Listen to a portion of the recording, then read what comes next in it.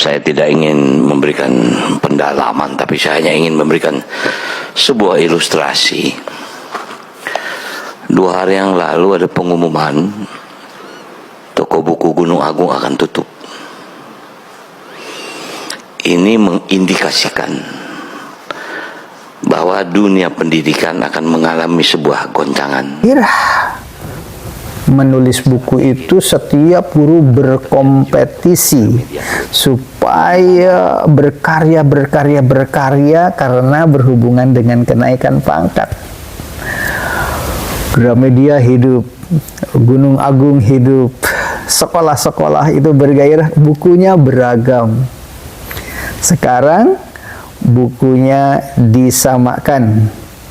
Ini bukunya harus disebarkan, maka penulis buku pun mati kutu. Dulu yang namanya guru itu banyak memiliki konsep-konsep pendidikan yang sesuai dengan satuan pendidikannya. Ketika ditulis dan bukunya diedarkan, ada yang mau menerima, ada yang tidak, karena dunianya berbeda. Jika ditulis oleh orang-orang yang menggeluti dunia pendidikan di pedesaan-pedesaan, maka buku tersebut bisa dipakai untuk itu. Tetapi orang-orang yang penulisnya itu di pusat kota, kota besar yang berhubungan dengan sekolah-sekolah elit, yang dibutuhkan dengan kebutuhan anak-anak yang sesuai dengan cerdas istimewa, bakat istimewa misalkan, maka buku itulah yang digunakan. Tidak bisa diseragamkan. Jadi biarkan guru itu memilih buku yang ada di Gunung Agung, memilih buku yang ada di Gramedia. Kalau diseragamkan, hanya ada satu sumber bacaan.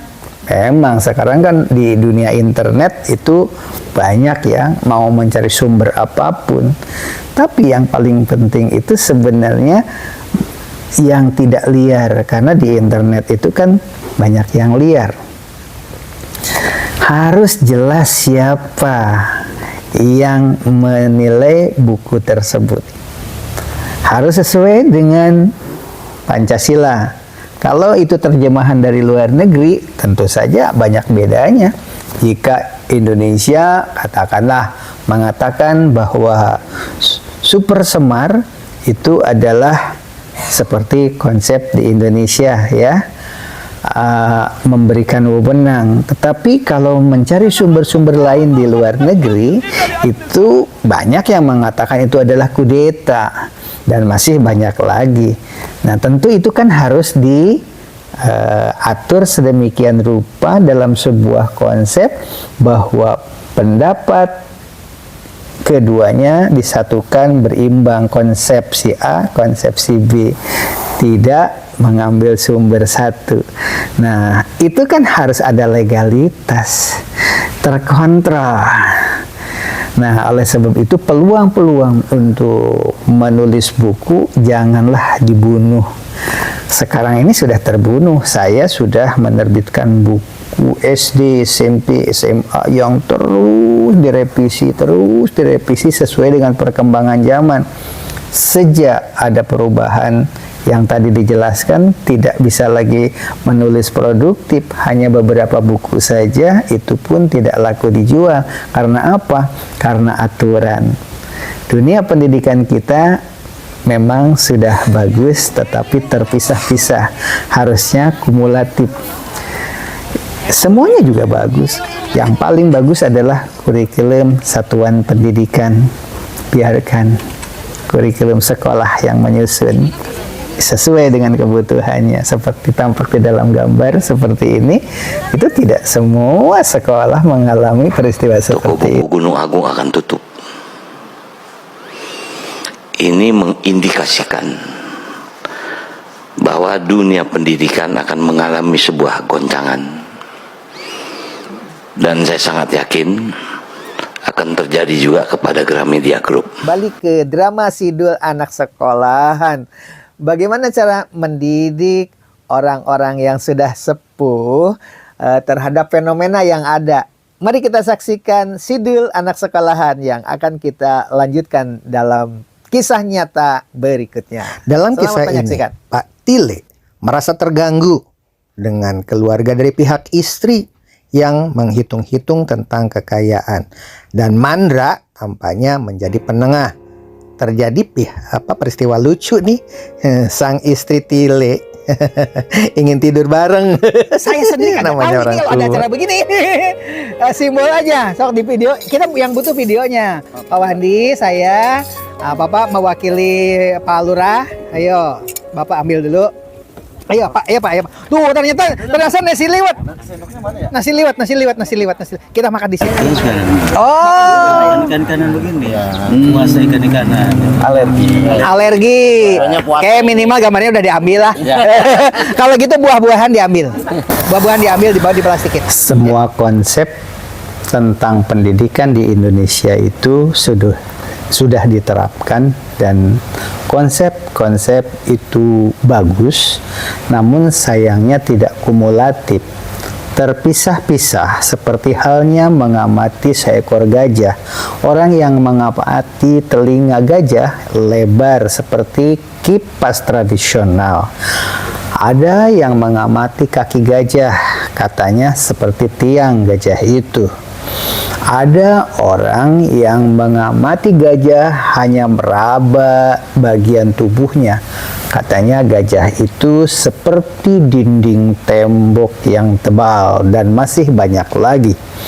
Setiap orang yang diberi tanggung jawab untuk mengembangkan dunia pendidikan yang tidak kumulatif karena punya produk sesuatu, akhirnya dipercaya untuk mengelola dunia pendidikan, dan produk itulah yang dia angkat ke permukaan.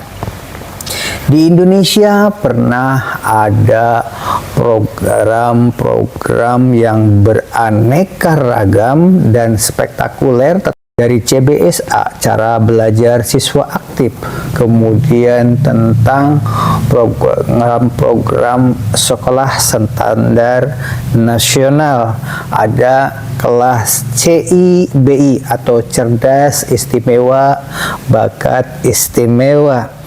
Kemudian ada kurikulum tingkat satuan pendidikan. Terus berubah dari mulai CBSA. Sebenarnya cara belajar siswa aktif itu rally-rallynya itu, tapi tidak ada yang tuntas. Seharusnya kurikulum yang baru-baru ini pernah diberlakukan, yaitu kurikulum satuan pendidikan, atau boleh dikatakan kurikulum sekolah. Seperti lihat di gambar berikut ini, tidak semua sekolah mengalami kondisi seperti itu. Maka percayakanlah kepada sekolah. Jangan sekolah itu diatur dari pusat, dikontrol. Setiap kegiatan guru, aktivitasnya itu harus difoto, dilaporkan,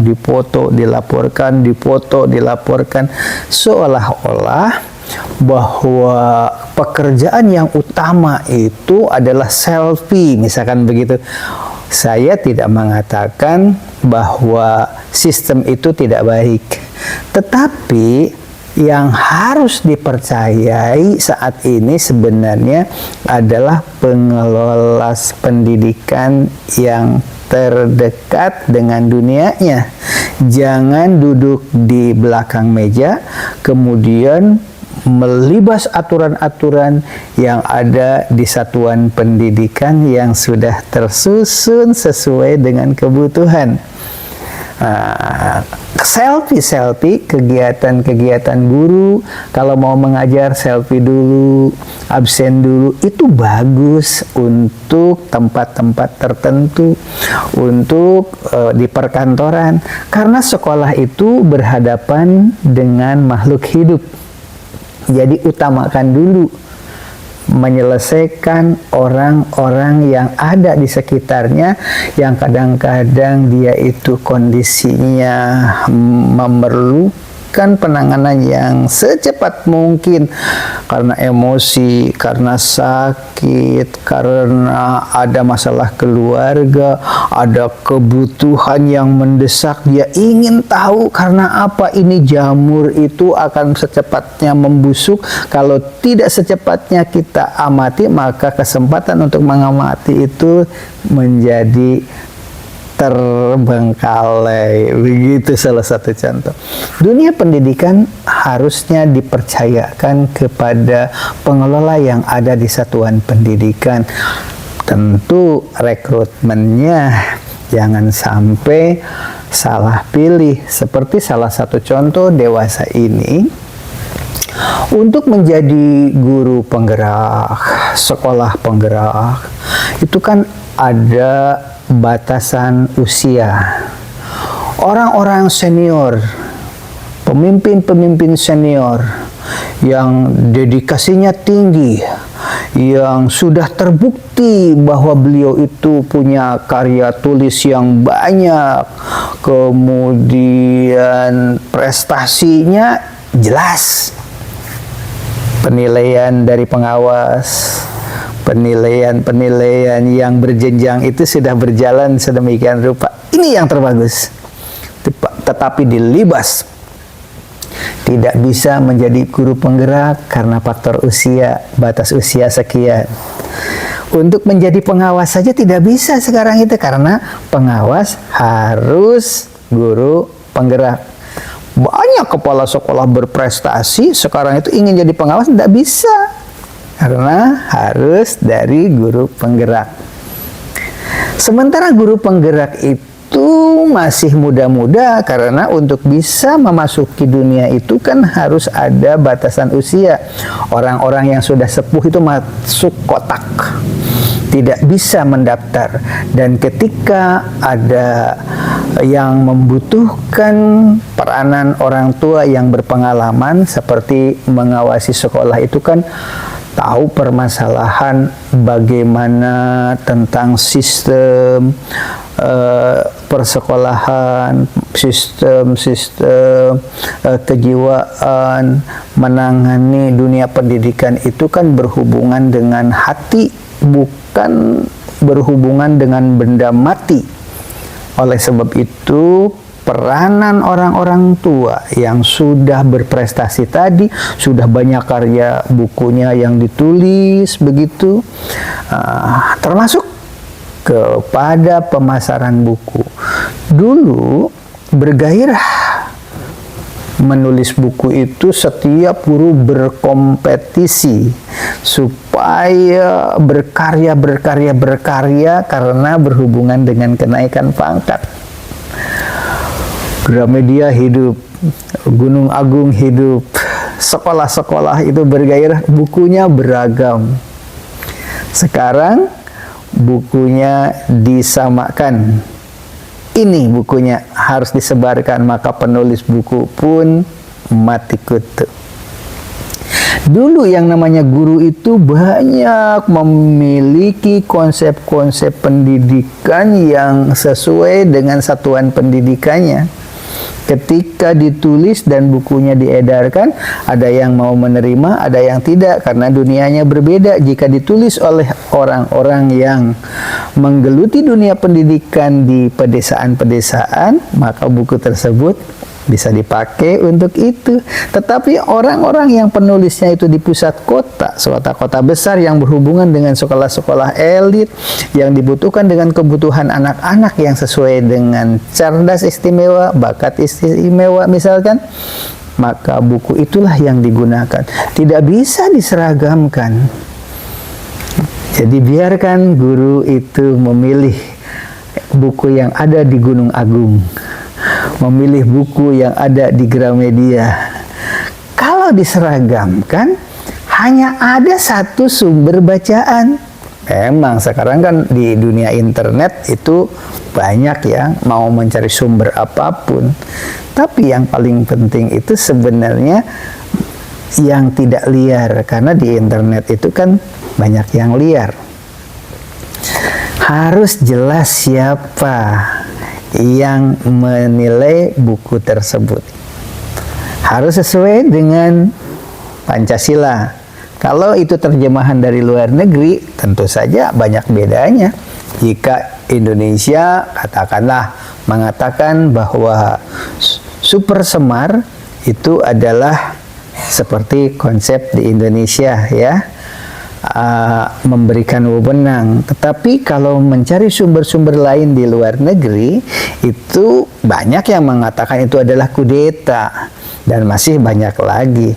Nah, tentu itu kan harus diatur sedemikian rupa dalam sebuah konsep bahwa pendapat keduanya disatukan berimbang, konsepsi A, konsepsi B, tidak mengambil sumber satu. Nah, itu kan harus ada legalitas, terkontrol. Nah, oleh sebab itu peluang-peluang untuk menulis buku janganlah dibunuh. Sekarang ini sudah terbunuh. Saya sudah menerbitkan buku SD, SMP, SMA yang terus direvisi sesuai dengan perkembangan zaman. Sejak ada perubahan yang tadi dijelaskan, tidak bisa lagi menulis produktif, hanya beberapa buku saja, itu pun tidak laku dijual. Karena apa? Karena aturan. Dunia pendidikan kita memang sudah bagus, tetapi terpisah-pisah, harusnya kumulatif.